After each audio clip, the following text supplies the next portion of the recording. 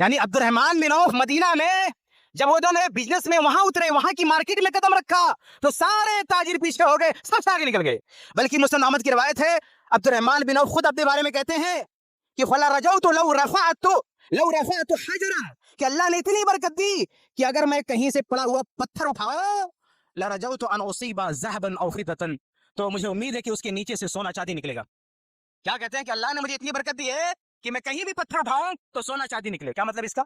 इसका मतलब नहीं कि पत्थर उठाओ तो चांदी, इसका मतलब है कि मैं किसी भी कारोबार में हाथ डाल दूं तो सोने चांदी की बरसात है। ये मतलब हो गया कहने का। और उनका मल्टीपल कारोबार था, कोई एक नहीं था, कई तरह का बिजनेस था उनका। और कोई भी बिजनेस शुरू करते थे, कोई भी कारोबार शुरू करते थे, पैसों की बारिश हो जाती थी। तो ये जो उनकी खुददारी की अदा है, हमको क्या सिखाती है?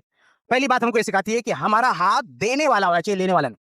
लेना जायज है मुसीबत में, लेकिन अजीमत ये है, बड़कपन ये है कि आपके हौसले इतने बुलंद हो कि हम लेने वाले ना बने, देने वाले बने। कितने लोग सोचते हैं कि बैठे बैठे इतना पैसा मिल जाता तो कितना अच्छा होता, कोई हमको 1 करोड़ दे देता कितना अच्छा होता। ये सोचो हम किसी को 1 करोड़ दे दे कितना अच्छा होता। आपकी सोच, हमारी सोच हमें मकाम अता करेगी। जब सोच ही है लेने वाली तो देने वाले कैसे बनोगे? अब्दुर्रहमान बिन औफ की तरह सोच बुलंद रखो कि हम लेने वालों नहीं देने वाले बनेंगे। सोच के साथ अल्लाह की मदद भी आएगी। जब सोच नीचे है तो क्या अल्लाह मदद करे?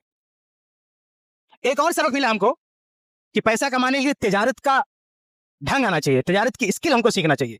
आज हमारे बहुत सारे नौजवान हैं, पैसा कमाना चाहते हो, बैठे बैठाए क्या मिशन है उनका?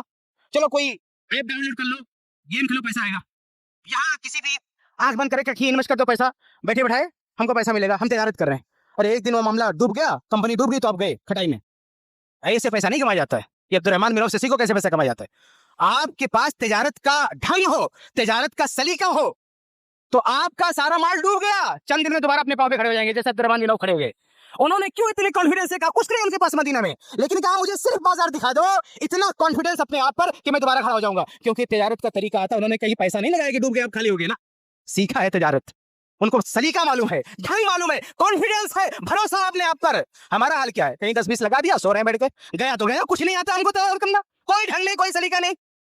हम सहाबा की जिंदगी पढ़े, सहाबा की जिंदगी हमको ये भी सिखाती है कि अगर पैसा कमाना तो तरीका क्या है। तो अब्दुर्रहमान बिन औफ के पास इसके ढंग, तरीका, कारोबार का सेटअप मालूम था उनको, और उन्होंने चंद दिनों में वो दोबारा सेटअप वहां खड़ा कर दिया। जो सब कुछ चला गया था मक्का में, मदीना में वही सब कुछ शुरू कर दिया दोबारा। तो उनकी जिंदगी हमको सिखाती है कि पैसा कमाना, संघर्ष करो, सीखो, कमाने के तरीके सीखो, जुआ मत खेलो, जुआ मत खेलो, जुआ खेलने वाला कभी ताजिर नहीं होता। सीखो, हलाल पैसे कमाओ।